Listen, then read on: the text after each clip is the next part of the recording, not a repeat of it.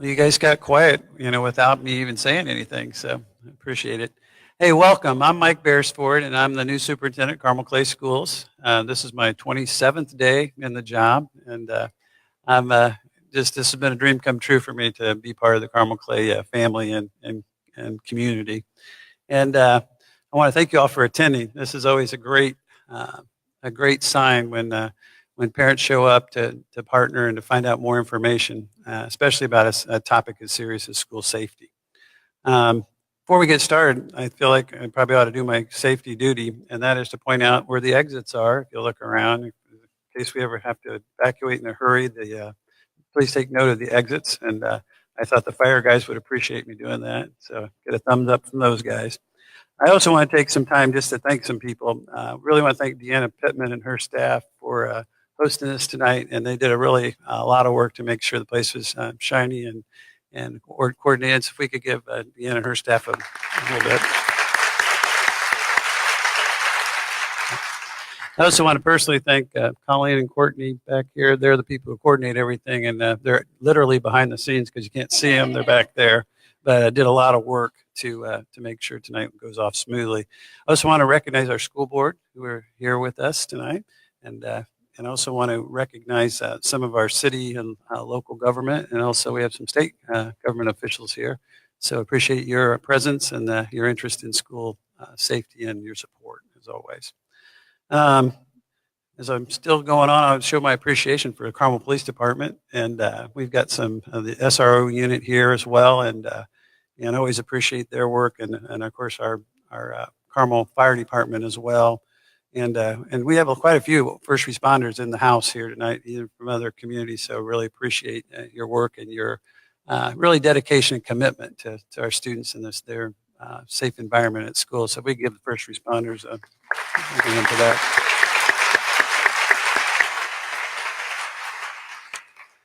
And then my last on the list is certainly not least is we have quite a few school administrators and school staff folks here from both the central office and our schools, and these guys are very committed to doing anything and everything, whatever it takes to keep their students safe in their schools. So thank you to our administrative staff for being here tonight.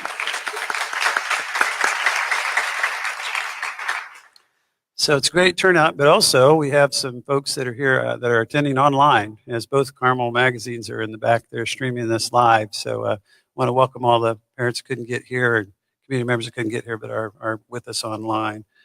Tonight, the purpose of tonight is to give you just a little bit of a peek behind the curtain of school safety. There's a lot of layers to school safety, and we aren't going to share all of them because to do so would compromise our school safety program. We are going to try to share as much information as we can so you can kind of get a look at what exactly is happening. And also, I've had several opportunities to meet with parents and work with school safety topics like this, and we always get good ideas and get some information that's helpful that we can add to more layers of school safety.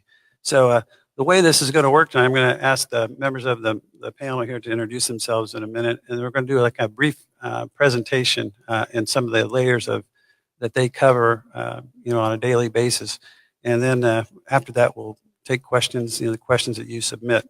Now, you were given cards as you walked in, and if you didn't get a card and you need one, we've got some outstanding students around that will bring you a card. And then if you have a question, you can write it on the card, just hold the card up, and they'll come and collect it and bring it over so we can answer your questions. If we do not get to answer your questions, a lot of us, we're going to be around after the program, so you can come by and we can talk personally about whatever question you might have. And then we'll also take the questions and make a frequently asked question document that we'll post so that folks that couldn't make it tonight could maybe get the same information. So that's kind of all the nuts and bolts, I think. Now I would like to introduce our panel. So I'm going to have our panel introduce themselves. And panel, go ahead.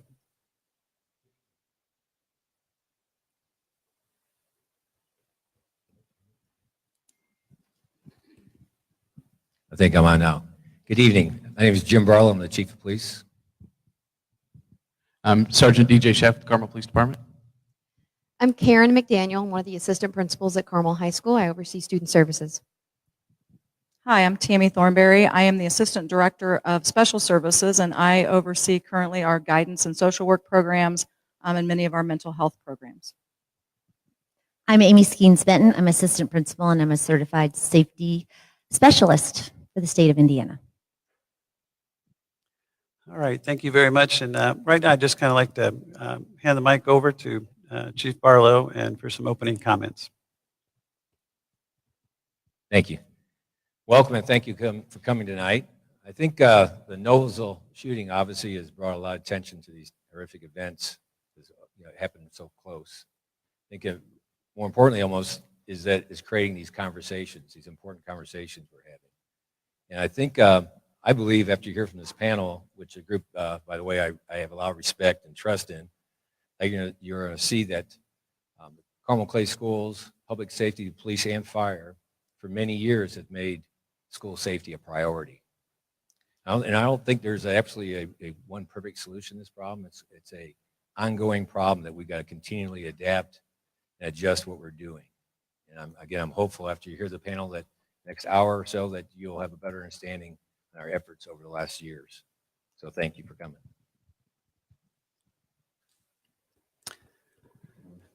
To start our program tonight, we wanted to talk a little bit about just layers of school safety. And when I talk about that is in attacking a problem like this, it's not, there's no really single, action you can take or, a magic program or something that you can put together. It's more about having fundamentals and layers and layers and layers of school safety. And I've always been an advocate. I've been involved with school safety. I think I wrote my very first school safety plan in 1991 as a school counselor. And ever since then, we've continued to study school safety over and over again. And even before, Columbine in '99 and those types of things, we were always looking at different things that happen either locally or across the nation or even, outside of the country. And these folks just have studied those things as well as school folks to try to figure out, what are some things we can put into place to prevent those types of things from happening here. I think we need to acknowledge right out of the gate that whenever you talk about school safety in these situations, it shakes people to the bone. When there's violence in a school, it affects every parent, it affects every educator, and it shakes you to your core because our number one, priority as a parent and as a school person, and in most cases both as a parent and a school person, is the protection and safety of our students. So we have to acknowledge that. And then when we have an event happen just right down the road from us and with people that we know and that we love and we care about, it even drives it home even sharper and more powerfully. And it drives us even, to do more and try to, evaluate every kind of situation that we can to try to up our game in student safety. But so that being said, I do want to say that Noblesville Schools did an outstanding job in school safety, and we got some firsthand knowledge of how some of the things that are in place across the county as well can really, work well, and that students can learn, students can do things, and staff can do things to really make a difference in those settings. So I wanted to acknowledge Noblesville and all the work they've done in all aspects of student safety, and especially in such a horrific situation that they were in. So with that being said, I'm going to move on to what I think is the most important aspect of school safety. And I think most school safety folks will agree that students are the number one factor in school safety. Students are the eyes and the ears of the school building, and they know exactly what's going on, and they're the eyes and the ears on social media. They're the eyes and the ears of their environment. And having communication pathways with students is the primary and most important thing that can happen in school safety.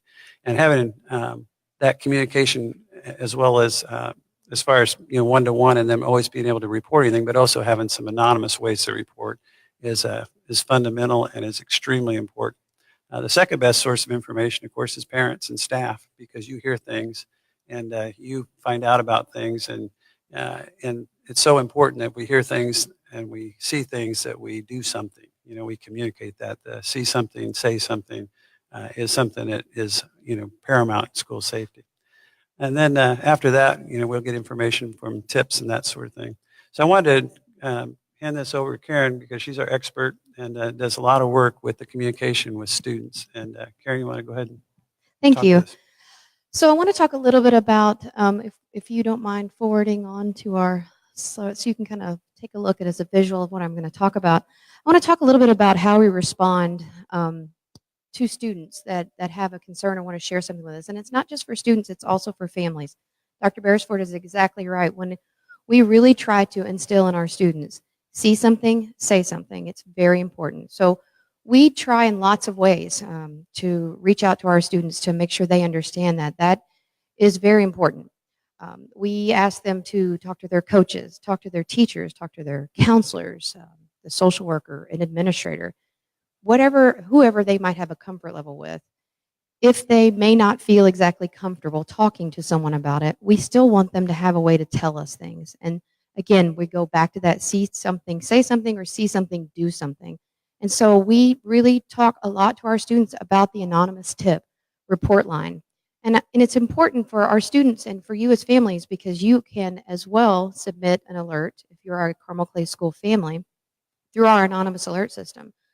So it's important that everyone understand that it is anonymous. The information that is given to us is what we have to go on. So we encourage students to give us as much as they can. And if they're comfortable with us reaching out to them, we absolutely want to.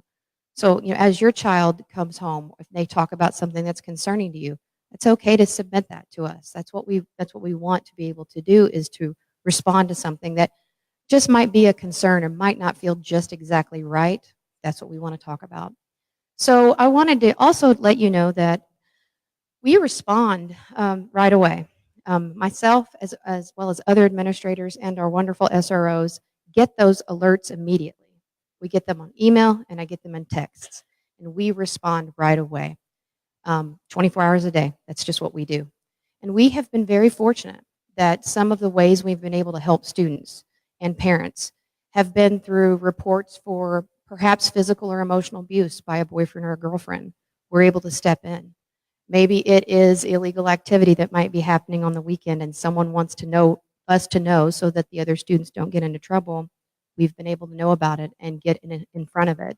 And so, and also if someone is considering self-harm, again, we respond right away. And sometimes I wake parents up at night when I call, but that's okay. That's what we want to do to make sure that our students are being very safe.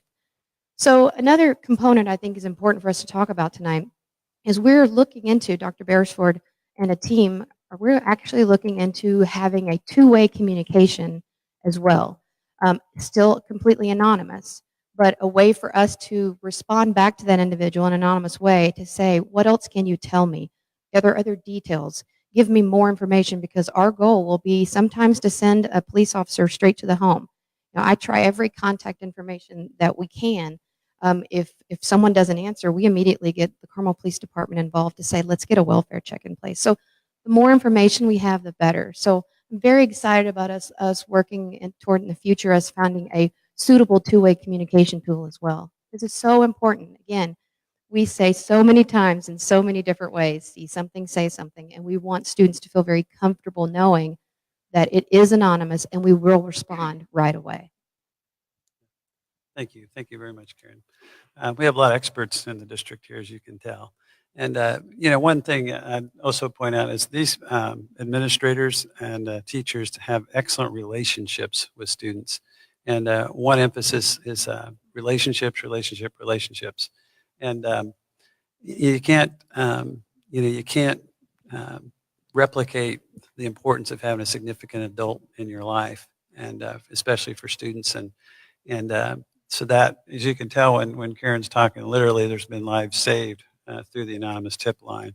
And I've heard the stories, so I really appreciate that program and those communications. Next, I want to hand it over to Tammy Thornberry, and she's going to talk a little bit about mental health. One of the things that we say often in this district, and really subscribe to the philosophy that kids do well if they can, and if they aren't doing well, then it's our job as helpers to figure out what's getting in their way. And when we talk about helpers, we define that as anyone who might be in a student's life, whether that's a teacher, an administrator, a bus driver, cafeteria worker, a parent, a neighbor, an SRO, anyone qualifies as a helper in a kiddo's life. And so if kids are struggling, then it is our job to figure out what is getting in their way. And we really take a three-pronged approach to that. Obviously, we want to look at prevention. How are we preventing those kinds of things? So part of that is lessons in the classroom, teaching kids about resilience and problem solving, and many of our guidance counselors and social workers do those things. We also do a great deal of professional development with our staff, and that ranges from teachers to bus drivers. We did a bus driver training this morning where Officer Chef talked about safety, but the behavior support team for the district talked about trauma-informed care, talked about de-escalating situations, but also talked about being a relationship for a student. So to echo what Dr. Beresford said, relationships oftentimes act as that preventative measure. We also, at different buildings, offer different parent information nights or send out different pieces of information. The high school had a great night last spring talking about mental health and the kinds of things that we can do. The second piece that we talk about is early intervention. We have a lot of ways to implement early intervention.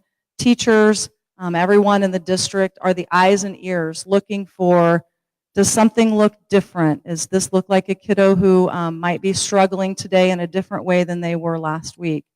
But the key sometimes to early intervention, in addition to what Karen said about the anonymous alert, is the communication between parents and the school district.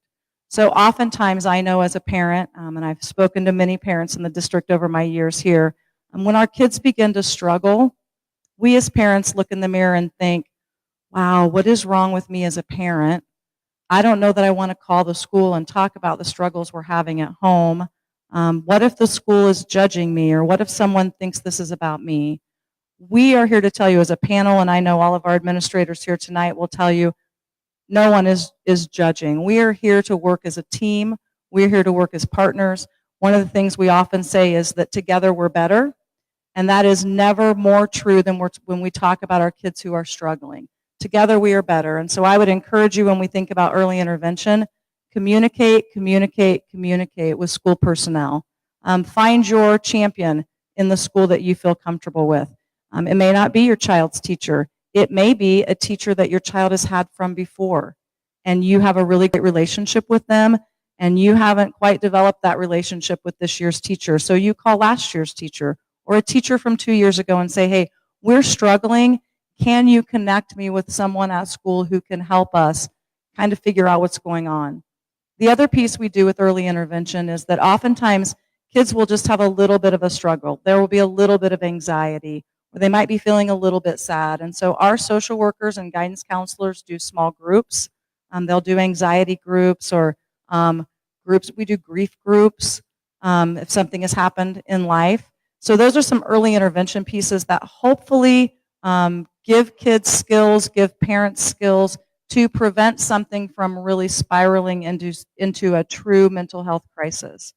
But if we do land in a mental health crisis, that is the time where we look to partner with many of our community agencies and many of our outside providers in private practice. We have great partnerships with our community mental health agency. They help us when we have students who might be considering self-harm. One of the things that we do in the buildings is that our mental health providers in the buildings do screeners with those students. So if we get a report in the office at the high school that Joey has been talking in the cafeteria about hurting himself, and someone who subscribes to the see something, do something, goes to the office and says, hey, my buddy was talking at lunch, I'm a little worried about him. We pull those kids into the office, and along with our mental health workers, our social workers, our SROs, we do a screening with those students, and we have a very clear picture of, is this imminent danger? Is this someone who's just struggling? And then we direct, are we calling the mental health agency and the parent and saying, this child needs to be screened immediately. We have concerns that there's imminent danger and this student needs help right now, or is this, we need to refer to an outside agency so that we can start therapy once a week. And again, in those situations, it's really about communicate. We encourage parents, tell us if you are receiving outside help from a mental health provider, because we would love to be able to exchange information with them. We would love to be able to support the kinds of things that they're teaching you in therapy once a week. We'd like to be able to support at school. And we can't support that or encourage your child to put into place the kinds of coping strategies that your provider is giving them. We can't help them put those in place if we don't know what they are. And so we just encourage you to sign releases, communicate with us so that we can support kids all across the way. Thank you so much. One of the trends in schools today is just an increase in anxiety and depression. It's really a fact about American society even today. So it's more important than ever to realize that mental health is something that needs to be addressed. There seems to be a stigma that, like if you have a broken leg, you certainly are going to go to the doctor, and there's no issue with that. But when we talk about depression or anxiety, that there's more of a hesitancy to seek help or to get involved with some kind of a treatment. And we've got to get over that, because our mental health is just as real as any other ailment that someone goes through. I remember, years and years ago when you talk about cancer, I've got cancer, and everybody would kind of keep it quiet, and you didn't want it out that you had cancer. Well, now there's pink shoes in the athlete's feet, and there's just a real awareness of that. And as soon as someone says, I've got cancer, they have support immediately from everybody around them. We need that same thing for mental health. And I'm really excited about those mental health supports that we have in Carmel Clay schools, and we're going to keep working on it to make it even better. So next, I get to introduce DJ Chef, Sergeant Chef. He is the supervisor of our school resource officers, and we are blessed in Carmel Clay schools to have some outstanding individuals, and they're standing over here, and DJ's there, and they are really part of the fabric of our schools. And I'm going to hand it over to DJ now so he gets more slides because he's DJ. Do I get the clicker too? Yeah. Thank you. First of all, thank you all for being here. I really appreciate the fact that this is a turnout that we have here. Community partnership and collaboration is so important for us, and it gives us an opportunity, and we always want that, and we always encourage that. I just want to share with you a little bit about what a school resource officer is. I have a privilege of working alongside many people in the National Association of School Resource Officers, and have worked with some folks here, Indiana School Resource Officers Association. A few of them are in the room, including on our team. We've got a board member, and we've got several instructors in Hamilton County for NASRO as well. I want to share with you what we are. What are we doing? Because I know that in some cases what happens is people believe that our role is that we sit in a school and kind of wait for something to happen, wait for something to go on so that we can respond. And we think of the worst case scenario, and certainly I understand that we are in that mode of thinking of that right now. The school resource officers are far more than just that responding officer. We're far more than just the armed guard, so to speak. We do a lot more of that, and we do that through the training that we have. First of all, we are passionate about selection. The people that we put in place as school resource officers must be the style of police officer that fits that mold of being a school resource officer, working with kids, passionate about helping our kids be successful. That's the first and most important thing that we do in the process of school resource officers is selection. The second part is training. In the National Association of School Resource Officers, we train on what we call the Triad Concept. The first part of that concept, and probably the most visible, we like to make from a uniform standpoint, and what we think in our society and our media today, is the law enforcement side of things. The reality of it is the law enforcement side of what we do is a very small part of what we do on a regular basis. We train for a law enforcement response. We train for active threat response. We train for criminal activity. We train and we work behind a lot of the law enforcement stuff behind the scenes with our administration on crisis management and crisis response, even within the mental health realm. We talk a lot about that. We'll work on that. I'll show you a little bit of the training up here. But so a lot of the law enforcement side is behind the scenes. We want, as a last resort, to respond to in a law enforcement realm. The last thing we all want to do in our jobs is to have to do something from a criminal element, arrest someone, or respond to sort of an active threat. But we're prepared to do that if we absolutely have to. The other two pieces of what we do are what we do far more of. The second one, which is teacher or guest speaker. We try to get in the classrooms. We try to get into convocations. We try to get into opportunities to speak to not only students, but our staff As mentioned earlier, the bus driver presentation this morning, talked with all of our bus drivers. We get into the classrooms and talk about law-related education in some capacity. The overall focus of an SRO program is building positive relationships with our kids, bridging a gap between our youth in our community and the law enforcement in our community. And we've seen time and time again the success of that for years beyond when we first begin to build a relationship with our kids in the schools. So that guest speaking side of it gives us an opportunity to be in front of a group of people, help them see who we are, and help us see a little bit who they are, and build those relationships. Help them have a level of comfort for the see something, say something, being comfortable being able to come up and talk to us, and share information with us, and confide in us, which is the third part, which is we'll use informal counselor, or you'll hear the term mentor. I firmly believe, and a lot of that from my own personal experience as a child, that an outside adult influence makes a huge difference on a child's life. We try to do everything we can to be mentors to those that have a need and have that desire to have some sort of an outside adult influence that's positive in their life. And that means our doors are open. People walk in. They'll talk to us about a variety of different things, some of which we know our limitations, and we pass on and we get some more experts involved to help them, especially in the mental health field. But some of it is just a conflict with a teacher, or a conflict with a boyfriend or girlfriend. You know, there's all sorts of things that we just sit and have mentor opportunities with, and it's about building relationships with those kids. Now, I was thinking in here as I'm sitting up here, and I'm looking in the back of the room. You don't have to look at them because I don't want to embarrass them, but there's some kids in this room that I have a passion for, that I either met here at Carmel Middle School or I met at Carmel High School. And they're my favorite people. Those kids are our favorite people. We go to work wanting to serve those kids and help them be successful. And that's the passion. That's why the selection of this process is very important.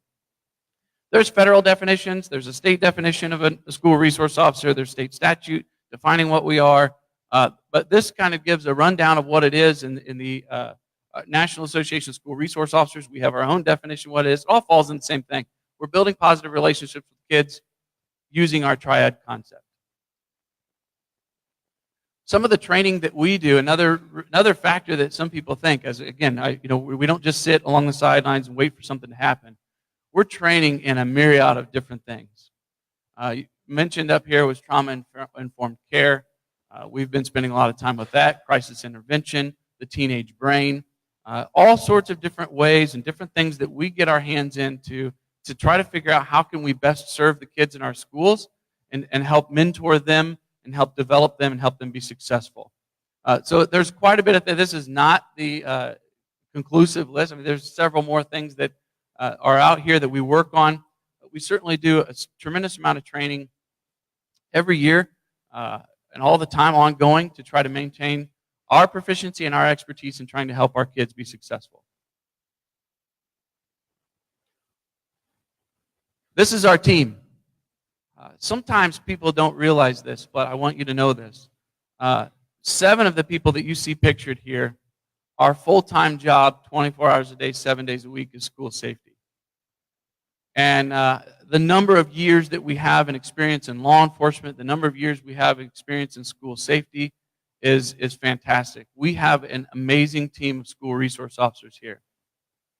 On the screen, you see Major Dave Strong, Major over our support division. You see Lieutenant J.J. Semester, who is a lieutenant over our division. You see myself. And then you see the 6 that are really doing the hard work inside of our schools each and every day. There's 4 of us that are housed inside Carmel High School. We have 1 school resource officer in each of our middle schools who also work with and develop curriculum to teach inside their elementary school, where they're there on a pretty frequent basis, presenting classes at the elementary school, in addition to building those relationships. Many of them you see floating around the room as well here today. I really believe in our team. And I believe in them because I've been able to work alongside them for the last 10 years. And in that time frame, I see that every year we go to national conference and we sit in every day. We're not taking breaks in the middle of the day. We're not spending time away. We're in the middle of the day when the training is going on. Everybody's there. Everybody's intent, and we're bringing things back from those conferences almost every single year, including lockdown processes, including curriculum that we've presented in elementary, middle school, and high school. All sorts of different practices that we've brought back from a national conference or a state conference as we train. This team really works hard, and they're passionate about your kids, they're passionate about our schools, and they're passionate about safety. One of those procedures that we did bring back from a national conference was our lockdown procedures. What do we do in the event of a threat in our building? And we were the first in the state of Indiana to really bring this in. And quite honestly, there was some controversy behind it when we started saying this is what we should be doing. And a lot of that was because we were giving people options and we weren't scripting what they were doing. And we had a lot of questions, a lot of conversations about it. And then when we implemented this, I can tell you from implementing it and presenting it to staff, the weight off the shoulders of our staff and of our students when they understand that they can feel empowered and feel that they have options to do what they need to do to save themselves or others was fantastic. And we have seen that, and we obviously saw that in Noblesville last year. ALICE is it's an acronym. It's not a chronological order. It is a process in which we take to give options out to people on what do we do in the event of someone that is actively harming us or harming someone inside the building. The acronym helps us remember what to do, but they're all options. There's no chronological order. We can alert people. We let people know, hey, there's something not right here. And that's our very natural instinct to do that. If we know something is not right, somebody is in danger, our natural instinct is to let someone know that, let other people know that. Where we got a little bit of controversy was when we said, well, lockdown isn't our only option. And if lockdown, a traditional lockdown, just so you know, is we shut the lights off, we go hide in a corner, and we maybe shut the blinds in a classroom and so forth, and that's what we do. The problem with that is that if someone were inside our classroom at the time in which we are in that situation where we need to lock down, lockdown's not a solution for us. We can't wait for us and law enforcement, no matter where we are in our society, whether we're in a school or whether we're in this environment or whether we're in a mall or anything else, we can't wait all the time to protect ourselves. So we might need to do some other things. Lockdown's still an option. Some of our schools are pretty big. If we know of the information that might be in one side of the building, it might help us on the other side of the building make a decision. We might be locked down. We might be nearby locked down. We can still lock down. Anyways, we drill these throughout the district, and Amy's going to come up and talk to you a little bit about how we do that throughout the district. Those are the things that we do. We talk about and practice. What are we going to do if this were the situation right now? We get that mental preparation piece out. Lockdown's an option. The I is inform, is we're trying to give out as much information as we possibly can to everyone in our structure, everyone in our building, all the students, the staff, to be able to make informed decisions on their response to this active threat. The counter portion of it, this is where some of the controversy came in years ago. This is no longer the case. I think across the country, people are starting to recognize we need to give that empowerment back to the people that are in our society, not just in the schools, but all across our society, and saying you have the right to be able to protect yourself.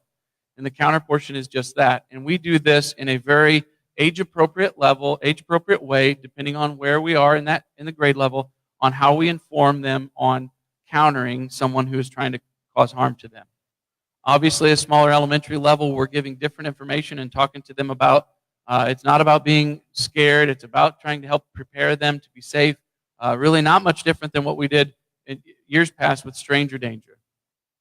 Sharing that information to helping them stay safe. As we progress into the older age groups, we start adding in items and adding in certain things that they have the ability to counter with. And some people, they'll ask the question, are you really telling our students that something to do is to fight back? And I'm telling you the answer is yes. Because I don't want our students to be victims.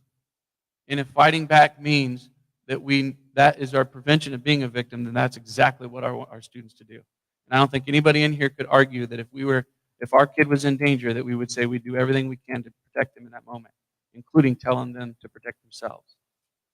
So it is a portion of what we share. The other part of that, to be honest with you, and why we're willing to share this right now, is that we don't really have a problem if other people outside of this group know that this is our process. because I want you all to know that we're not going to sit and take it. We're not going to sit and take someone to harm us and harm our kids. We're going to do something about it. We're going to teach them how to do something about it, and then I can assure you that our team will be working very hard to do something about it in that immediate moment. Our ultimate goal in this is for everyone to get out safely, which is the E of the evacuation, which is an option for anyone at the moment of the alert. If someone tells us, or if we need to run away from whatever the danger is, we give that as an option for people. If you need to evacuate, if you want to evacuate to get away from the danger, that's an option for you. The end goal is we want to get everyone out of there safely anyway. So again, I don't mind sharing this. I don't mind people knowing what we do in a lockdown, because I want those people to understand that we're not just going to sit and we're not going to sit and have victims. And we've worked with national experts all across many years. We've had experts from Virginia Tech, from Sandy Hook, from and I would Noblesville as well. We've talked with some Noblesville folks on some things that they're able to talk about. We've had all sorts of things that we've talked about across the country, and how do we implement things? How do we better improve this? And we've been doing this for many, many years, working with those folks. And we will continue to work with whomever we can on how to improve our school safety and how to improve our procedures. On a normal day, and this is kind of how our life works. This is how the school life works. We basically live under 4 elements. The vast majority of our school day is a total normal operation in this lower green section. We work in a normal day. No one knows, there are various things that go on that we deal with, both administratively and law enforcement side of things, that doesn't impact or affect what we're doing on a regular basis inside a normal day. That's what we operate on normally. If we have some sort of concern that is out there, and this is where that collaboration and communication comes in between our agency and the school district, is that we start talking about how do we restrict our outside operations. Maybe there's something in the neighborhood, something in the area that is of concern, and we just restrict that outside operations, and we stay as normal as possible inside the school. We know that our kids are going to be best educated when they feel safe inside the school, and that there is a normal routine. And as long as we keep them in that routine, if there's an outside concern of some sort, we man the doors. We may lock down the outside of the door, outside doors, but we will have maintained normal operations on the inside. The next option was what we would call shelter in place, where we would internally secure everything, keeping people inside classrooms, keeping people inside wherever they might be in that moment, just keeping them in the area, sheltering where they are until we can clear and make sure that everything is safe in that environment. That is, again, we have concerns of something, but we don't have a credible or definitive answer that there is something concerning. We just have some sort of a statement or a rumor or something, depending on the circumstances. There's all sorts of variations in there. But that would be a shelter-in-place option that we would have. And then ultimately, we have the lockdown procedure that I shared with you a moment ago. That is, we are announcing it. We are, as law enforcement, going into immediate action. We train to go directly to the concern, the threat, if you will, and we address that. We train with our fire department on response to that as well when they arrive, and we have been very progressive with that, and I'm very proud of how our department, both police department and fire department, has begun to work together on some responses to that, and if we do have injured, on the medical response to that as well. So this is our normal day, but I will tell you that vast majority of our time we're in this bottom zone, if you will, the normal daily operations. Very rarely do we have circumstances. We just have these to be able to communicate with each other and to others. This is where we are. This is our heightened level of alert, if you will, and this is where we're going. That's how we're going to handle it for a little bit of time. Again, I thank you very much for being here, and I'll pass it back. We give Officer Chef and our SRO unit here a big hand.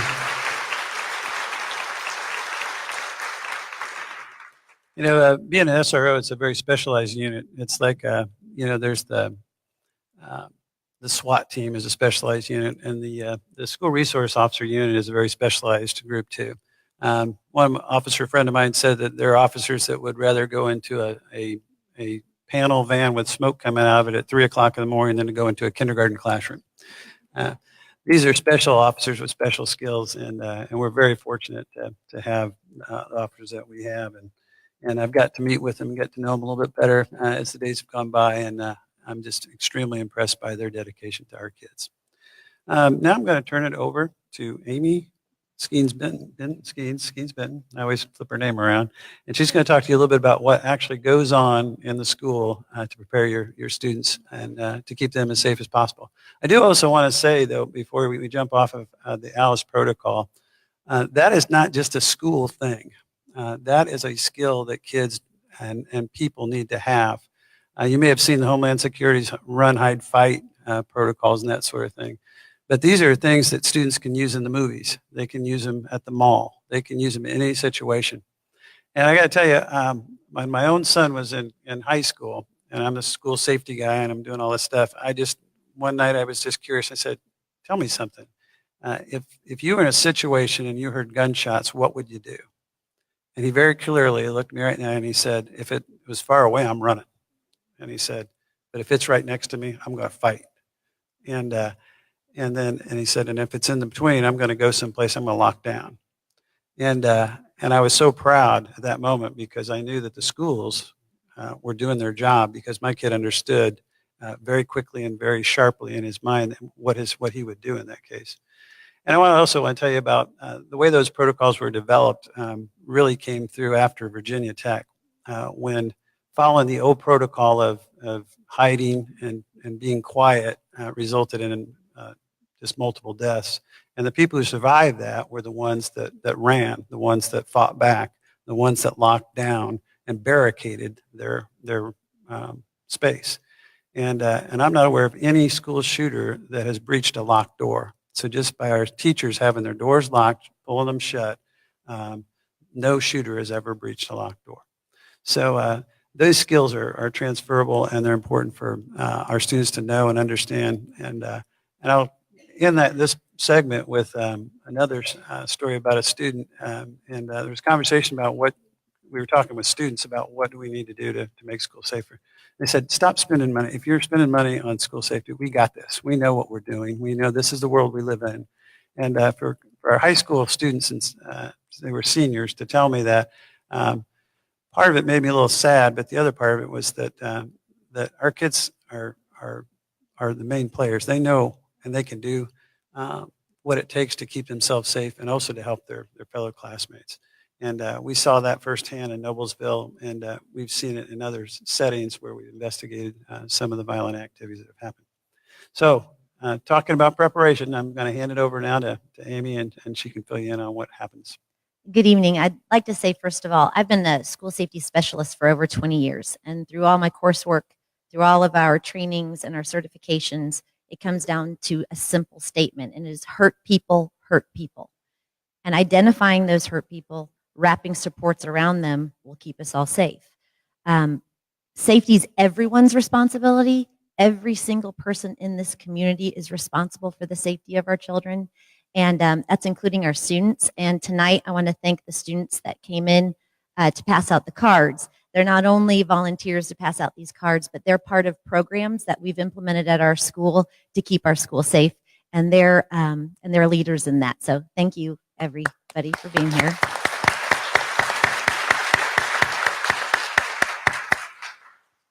I'd like to talk a little bit about our plans, our protocols, and our procedures. Understand that we follow best practices on a national level. We work with organizations as NASRO, NCS4, Safe and Sound Schools, among many others. We follow our recommendations from the International Association of Chiefs of Police, recommendations from the Department of Homeland Security, recommendations from the NYPD, and also from the Federal Department of Education and Indiana Department of Education. I'd also like to thank Senator Delph and a representative for Congressman Brooks for coming here tonight to our assembly. We have school safety teams in every single school. We have a certified school safety specialist in every school.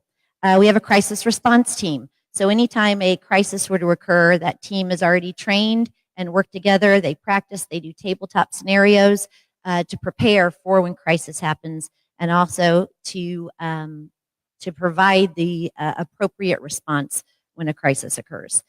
We do safety audits. We do those with our fire department. We do it with our police department. We also do that through national organizations. Carmel High School is the first CISA certified school in the nation. We were the first and only for 3 years, and that's something we're very, very proud of. That is an assessment process that you have to go through to follow certain safety procedures and protocols that are put in place. We do all hazards drills, which a lot of you probably have a lot of questions about. We do active shooter response, and what we want you to understand, we want our students to be able to navigate the world in which they live in. That's our job as an educator.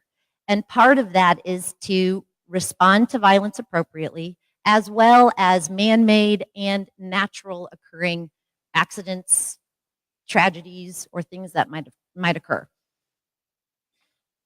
We start with our active shooter response in our elementary schools simply by something we reinforce that all kids learn at home, that's stranger danger.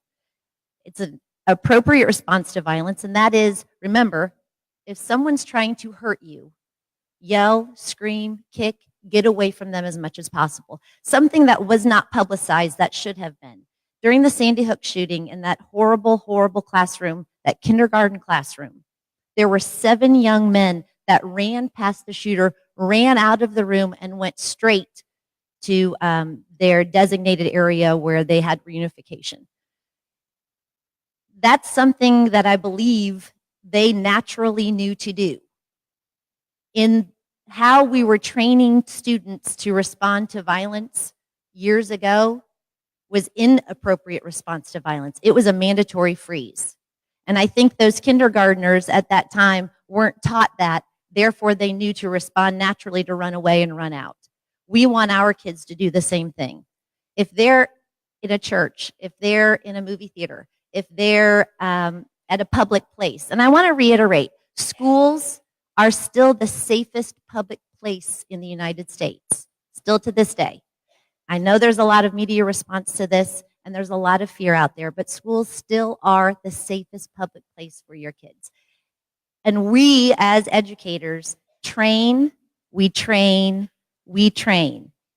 A lot of you have seen Run, Hide, Fight, which is by the Department of Homeland Security. But something that's missing in Run, Hide, Fight, when you watch Run, Hide, Fight, or you learn about Run, Hide, Fight, there's a portion of it that says, if you see violence, try to get others to run with you. If they don't, save yourself. Our teachers know that is not what they will do. There was a New York teacher, and when the 9/11 occurred, and there was an elementary school right next to the Twin Towers. And when the Twin Towers fell, they evacuated every single student, and every single student survived. But there was a teacher that said, I was only as fast as my slowest student. And our teachers know and should be rewarded, congratulated, but their expectation is that those are their kids. Every single administrator up here. I'm at a high school. Mrs. McDaniel's at a high school. We have 5,400 children. I kind of feel like the old woman in the shoe right now, but those are our kids, and we will take care of our kids, and every teacher feels that way. When they are in their classroom, it's their kids, and they're going to take care of them. And so we train and learn how to do that. But that training also progresses all the way down to our students. And once again, it's an appropriate response to violence is all we're teaching them. Stranger danger at the elementary school, and progressively as they get older, the language changes.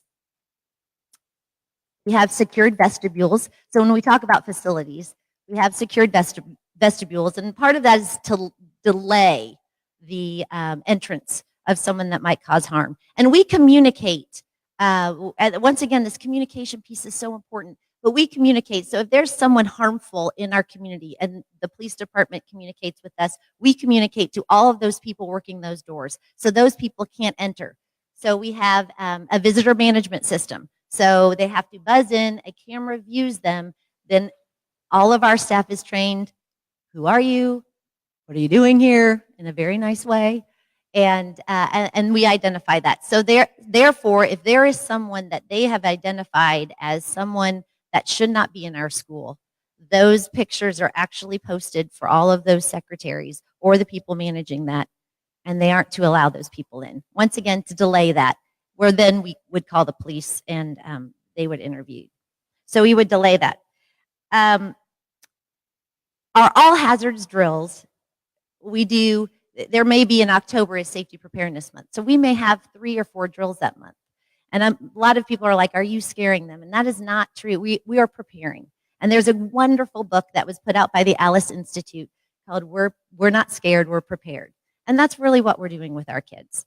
We're trying to prepare them for the world that they live in and not to scare them, because even though we have 4 drills, every single day in our classrooms, our teachers are teaching about the importance of resiliency, collaboration, creativity, and kindness. And that's being repeated every single day because we don't want to scare our kids.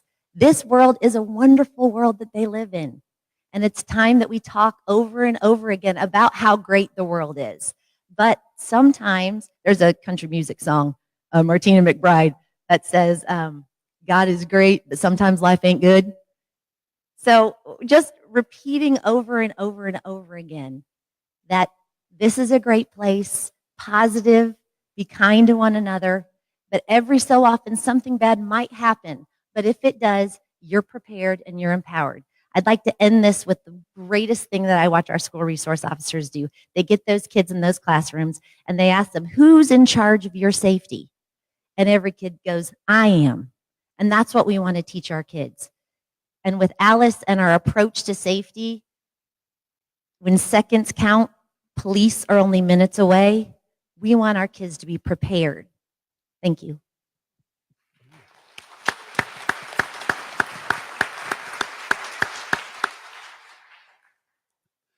One of the things Amy touched on was facilities. And I do want to give you kind of a heads up that we're doing an evaluation of our facilities and looking at ways we can kind of strengthen some of our entryways. So there'll be you may have some construction going on here and there and some inconvenience at times, but we are taking a look at that. I'd put this picture up here so you could get a look at it.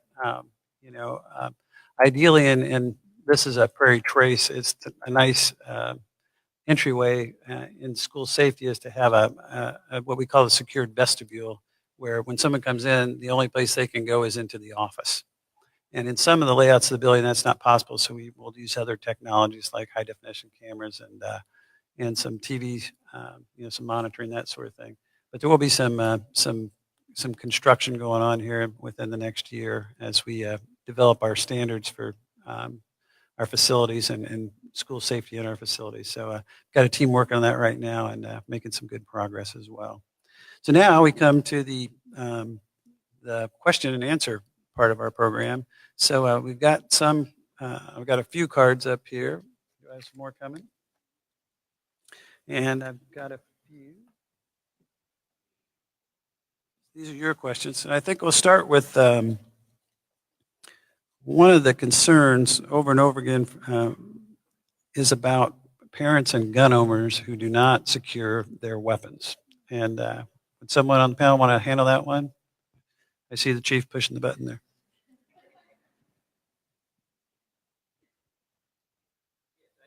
Can you hear me all right? That's a great question.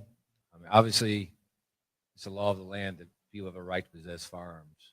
But I think what comes with that is a great responsibility, a responsibility to know how to handle that firearm, a responsibility to know how to secure that firearm.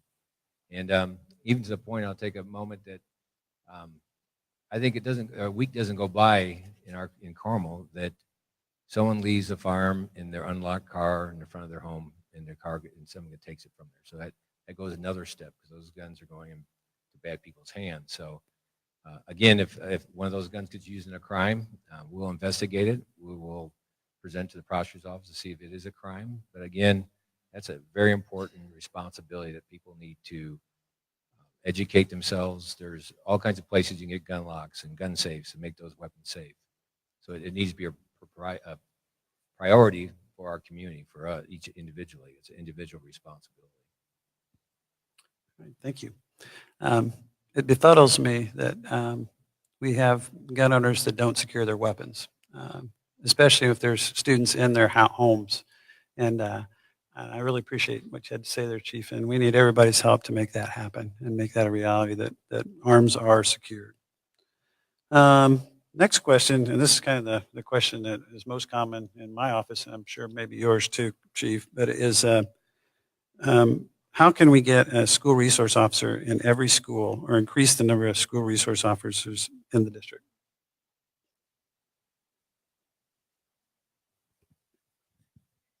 Getting the hang of this. I think one, there obviously there's to be funding because there's costs, and I think that I think you heard it earlier. It's just as important as putting an officer in every school is to put the right officer in every school. And I guess the analogy I use is your dermatologist is a doctor and your heart surgeon is a doctor, but you don't want your dermatologist doing a heart transplant. And I think police are all the same. I think there's more than just walking through the, as DJ said, walking through the hallways armed. I think you need to be there for a purpose, other purpose, putting programming on, building relationships. We've had I'll take a moment to brag on our program. A couple of years ago, it was named a model program in the whole country. And that's because of we put the right individuals who have built these relationships with the school, with students over years. And what I would like, anything, as I said in my opening comment, is I think school safety is an ongoing process that we have to adapt and adjust to what's going on. If that means put more police officers in schools, then we need to do that. We'll put the right people the right way in those schools.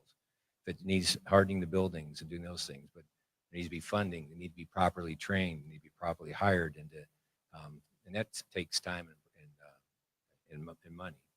But I think we need to look at what is effective, what's effective for our community, because what's effective in another community might not be effective in ours.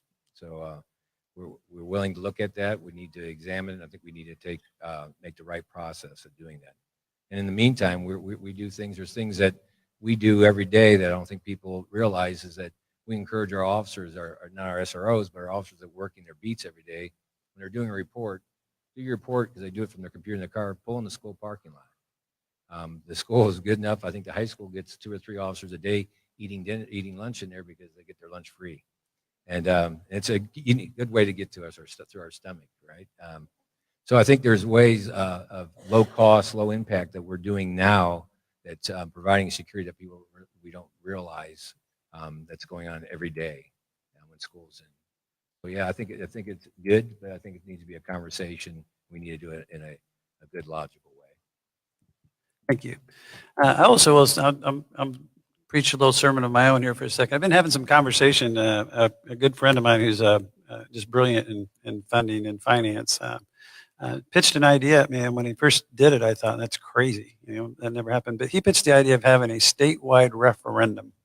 So instead of it being a community, make it statewide, and it would be a single item that there'd be a referendum that every citizen of the state would vote on if they would contribute some tax money to fund a school resource officer in every school in Indiana. And at first brush, you think you're going to do a referendum for the whole state. But as you think that through, what a brilliant way to get a school resource officer in every school and every school in Indiana.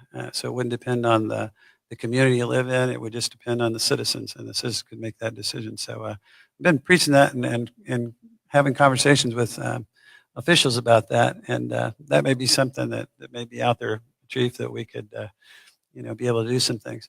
I also wanted to say a lot of times the idea about having a school resource officer in every school is to have like an armed guard. But I tell you, the value of a school resource officer in a school is to have a person whose single job, full time, every day, is the safety of that school and that building. Get to know those kids, get those relationships going, drilling, making sure every teacher is comfortable and supported in school safety measures, and those things are going on. That is the value of a school resource officer in a school. So, sorry, get a little carried away on that, but I feel pretty passionate about it. Here's another question. Metal detectors. Now, Carmel, I want to tell you that you didn't see it in the media, but we ordered 30 metal detectors from the state when that was offered. And kind of like to get the pulse on what do we feel about metal detectors.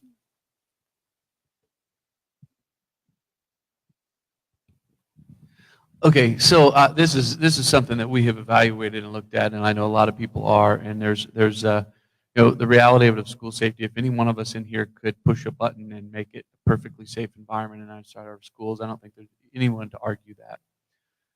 The challenge with metal detectors, of course, there's so many different variations, and as Dr. Beresford talked about the layers of school safety, that metal detectors comes into that layers, and the circumvention of that. The reality of this, and my good fire friends have done a fantastic job for many, many years establishing guidelines to allow our kids out if there's a danger inside our buildings, which I think we would like to have that opportunity. So with that said, that means there's exterior doors that must be available to just push bar out. So the risk of that is there's some human training pieces behind it.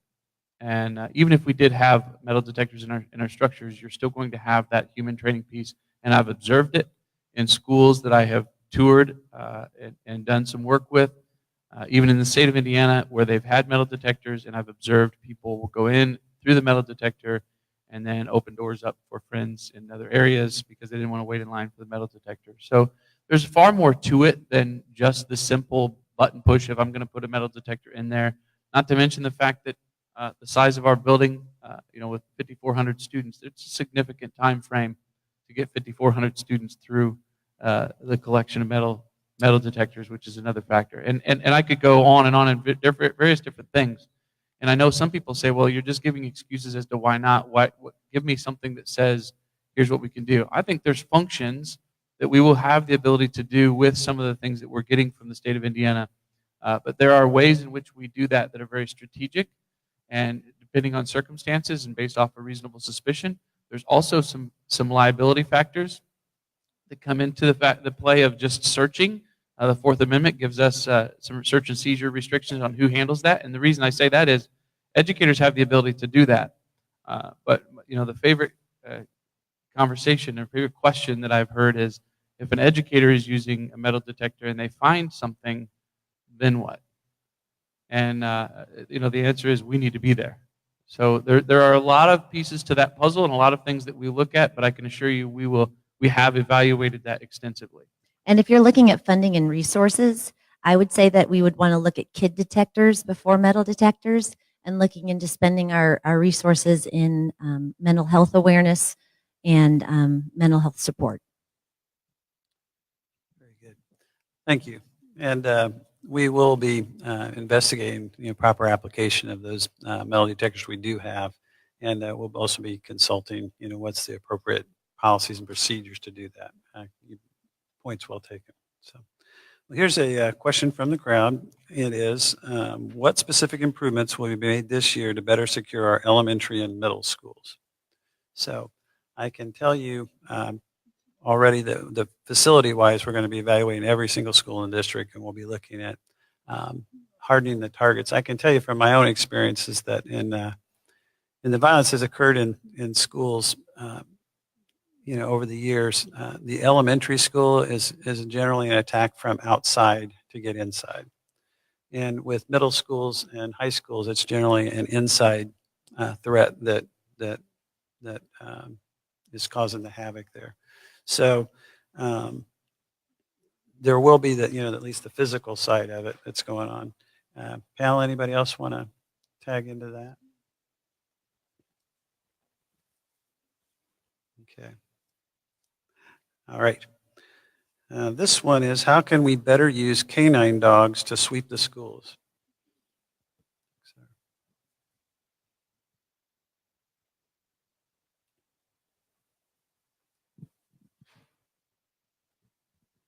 Okay. We do have several canine units with our police department that work very hard, and the amount of training that goes into that work is pretty extensive. We do some random work with them, where we will randomly pull, they'll come in and visit us in various schools and just kind of wander around. We have had some other work with Hamilton County Canines as a collection, and where we've done some different we're at different searches inside buildings just to check to see and just to continue to further our safety. We've done that for many years. We have a fantastic canine unit that is also quite friendly, so that helps us out a lot and comes in and is beloved by the administration in all of our buildings, and really does a great job of just kind of, again, building a relationship. He really does. Our handler does a really good job of building relationships with our admin and gives a level of comfort with our admin and our kids, but then also does some work along the way. So we extensively use them, but there isn't a tremendous amount of training and effort that goes into just a handler in and of themselves. I'll let Chief talk about that. Yeah, also, we have actually assigned 2 dogs during the day specifically so we could spend some time in schools. And one is a narcotics dog, and the other one is a bomb detection dog, or a powder detection dog. So we specifically did that just so that they're available for the schools. And I think a lot of times the randomness helps a lot when it's going to occur. And again, there's a cost in a training and a dedication by those handlers, and I think that they've been well received in the schools, and it's a great tool. So it's something we've been doing for years. And to add to that, and we talked a little bit about behind the scenes school safety a little while ago. What you don't know is that we extensively swept this building before you came in here today with a dog. So these are the types of things that we do to try to make sure that our environments are safe and our events are safe, to make sure that not just each and every day inside a building, but also in our after school events as well. Okay, thank you. And the dog's name is Lolo, and I got to meet him, and pretty impressive canine. What are you doing to keep teachers accountable for following the safety drill procedures? How does administration make sure teachers are following the protocol?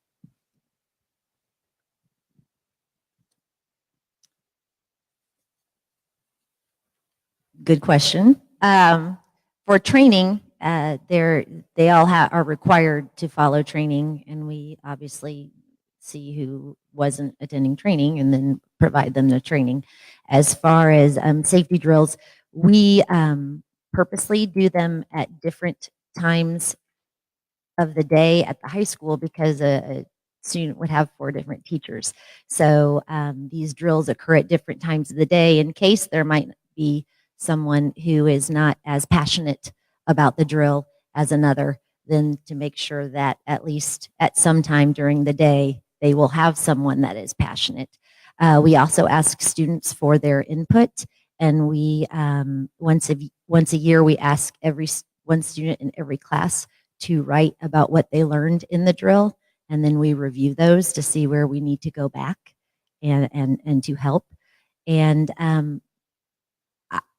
I think we didn't reiterate strong enough that our teachers take responsibility for the kids in their classroom, and they take responsibility for the lives of the kids in their classroom, which, by the way, when you're a teacher, that was something that wasn't told to you in your teacher education classes. That's something that maybe in law enforcement and first responders, but now we're asking teachers to be a first responder along with teaching them reading, writing, and arithmetic. So they take it seriously because it's part of their job. Thank you. One of the questions was at the elementary level, but really it would be at all levels. How would you communicate with parents when there's like an active assailant, a shooter on campus? And we'll be utilizing our emergency communication that you get all of your communications through. So it's really important that in the school messenger that you keep your updated phone numbers to get text messages. I will tell you with the system, the fastest message that gets out is the text message. So if you've got your cell phone number in that system, you're going to get it really quick. But that'll also go out on email. And then the voice part of it is a little longer to do that. So a voicemail will get to you eventually. I do want you to know that we are evaluating different types of safety message systems. A lot of the universities are using text-to-text systems, and they're pretty effective. So we are looking at that, and that may be something we'll be looking into to speed up that communication. Another question was, are you searching backpacks and lockers of students that are high risk or have demonstrated that they are potentially harmful to others? Tammy's turning on the microphone. Oh, she's handed it over to Karen. We obviously will handle situations as they come up, but we are very cautious and very careful to make sure that our students are being taken care of. And so if something comes up that gives us pause or gives us cause to look further, we will absolutely do that regardless of whether it's something dangerous or something in the way they may be of harm to themselves. So we are just very cautious and careful at every turn. We make sure that we're working not only with administration, but we're working with social workers and counselors and our SROs as well. Again, it's wrapping services and supports around individual students that need it. Outstanding. Thank you. I think I've gotten all of the cards. Am I good? Do I have some more?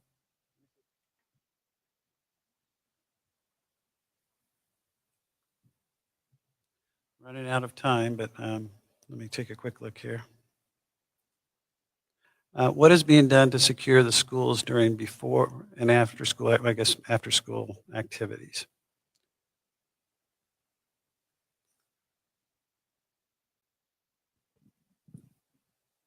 This is where the training piece is extremely important. Understand that every adult in our buildings is trained in obviously see something, do something, but also in ALICE protocols and in all hazards.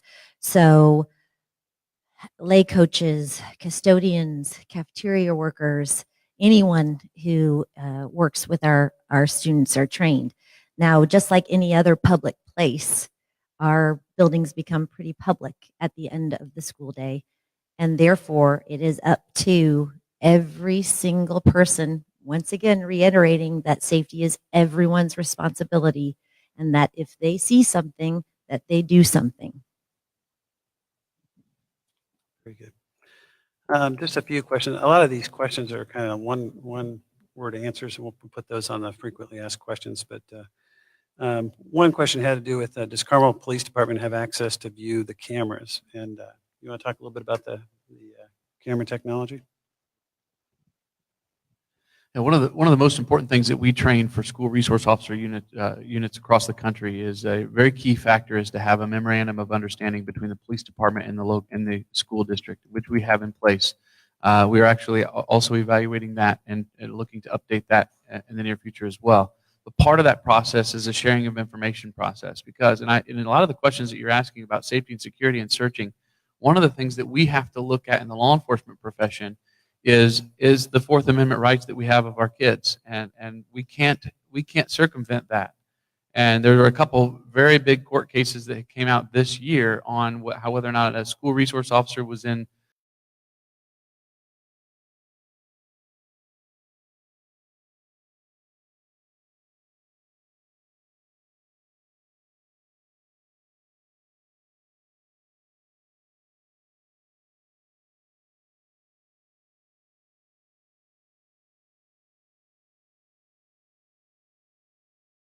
and improve that and looking at ways to make sure that we have a sharing of information. And part of that comes along with the camera systems that we have. We have officers who have access to the camera systems in our buildings. We have a tool set in place for our road officers if they are responding to a school crisis in any fashion, that they have the ability to access that. We have command centers in place that have access to that. So we have multi-tiered processes in place to be able to access and to be able to help us in response to an active threat. On a regular basis, we use those tools for some deterrence. We use those tools, the camera systems, for some investigative purposes, a fight in the hallway, trying to figure out the truth behind it, being able to see some of the camera information. So it really is a valuable tool, but it only happens when we have a good policy in place and a good memorandum of understanding in place, in which I believe we do have a great process in place of both of those. Thank you. And the second part of that question was, do officers have, the ability to go in any door in any of our schools? And the answer to that is yes. So that one, that's a quick and easy one. The rest of these, like I said, are pretty specific, and we can answer those pretty quickly. And we are running out of time. I did want to give the panel, put you on the spot just one more time. And what I'd like to, in closing this out, what I'd like to know is if you had to pick just one thing that you would want parents and committee to know about school safety, about what either we're doing or what they can do, what would be the one thing that you would want our parents and our community to hear tonight about school safety at Carmel Clay Schools? Well, I'm going to start with a little story first because it makes effect. I read a headline Monday and was Mayor of Chicago and his police superintendent have a press conference about getting the community to communicate with them. And the first thing that popped in my mind, how sad that you have to have a press conference, get the community to communicate with you. And I think that's a given here in Carmel. I think there's not a day that goes by that people, community members, do not call us that prevents a crime or lets us catch someone committing a crime. And I think that's our biggest strength. I think you may have been hearing this theme, but I think our biggest strength as a community is that we have a great relationship between public safety and the schools and our community. I think that's the key, is that I believe that we can prevent a lot of this if we all keep communicating, we keep cooperating. As long as we're doing those things, I think that we're a safer community. And I think we get national awards for safest city and best place to raise children. And that's not by accident. I think that's a lot to do with the community and the community involvement. And as we see it here, you're here now, you're interested. I think if there's one message I'd say, we need to keep doing that, keep those conversations going. Thanks for taking what I was going to say. No, seriously, that's why he's the chief. Seriously, I do. The collaboration is huge, and I will say this from my seat here is that we don't get that unless we have good support from our command chain in the police department and from our city leaders, some of which are here. And if we have that support and we have that ability to be able to work alongside you, it's so valuable. And we have circumstances where people want to work against us and just tell us what we're doing wrong without helping us come up with solutions. I promise you, the passion that the people have in this school community is second to none. And I say that with our school resource officer unit. I say that with the staff that's in this room. I say that with the administration in our buildings. They're fantastic. And they spend many, many hours a day focused on the safety and the well-being, the overall well-being of the kids in this community. And I say that in saying that the support of us and what we do is huge and very valuable, and that collaboration is absolutely paramount. We want to hear your ideas.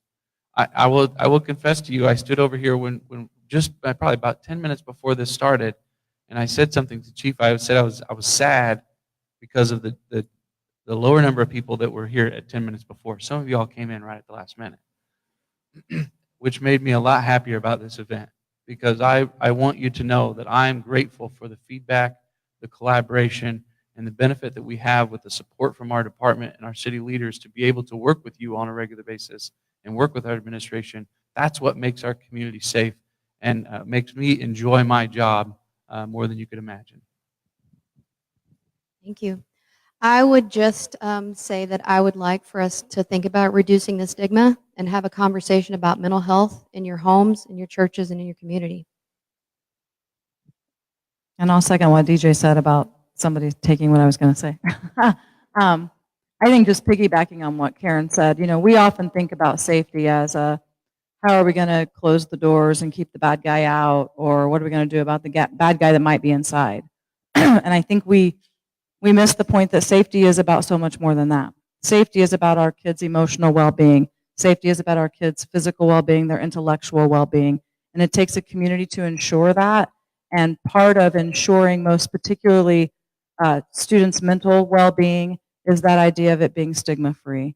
We need to talk about what's going on with kids. We need to talk about the anxiety and the depression that are, honestly, if you look at statistics, becoming more and more prevalent in privileged communities.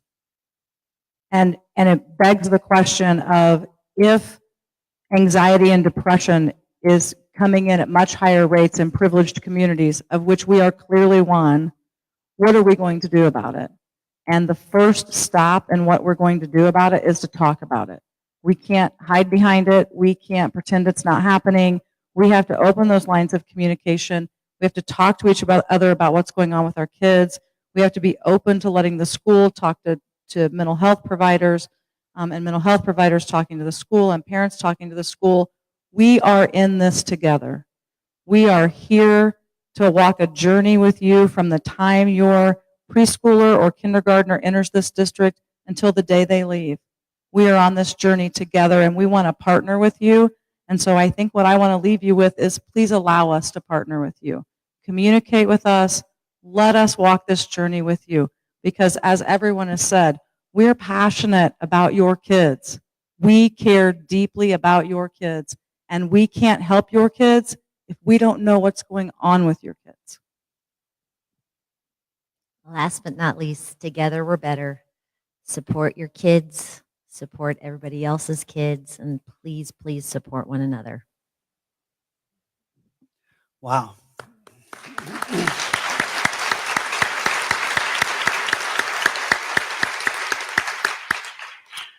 That kind of shows you why I'm so proud to be on the Carmel Clay Schools team and working with the Carmel Police Department and fire in the city. This is the kind of partnership, and I will always kind of make the bedrock of a successful community is that parents are so actively engaged in their kids' education and actively engaged in the community, and that we do work together because we all have one thing in common. We want our kids to be safe. We want them to be protected. We want them to have an amazing educational experience, and we want them to be successful as they become young adults. And with that, I'm going to end tonight's program. Once again, if you have questions, we will be available up here at the stage to talk about anything you want to talk about. Also, I'd like to know if there's any interest out there in having safety training for parents or community members. If we would host a safety training for parents, how many of you would attend that? Good. And then my last question for you is, or more of a announcement, is we are going to work on having a parent advisory group for school safety. So I know some of you, I've talked with some of you that have a lot of experience and a lot of expertise. But even if it's just in your heart and soul that you want to be involved with school safety, keep an eye out because there'll be some information coming out about us forming that group and working together that way, because we need voices at the table, and together we are better. So good night, and thank you so much for coming.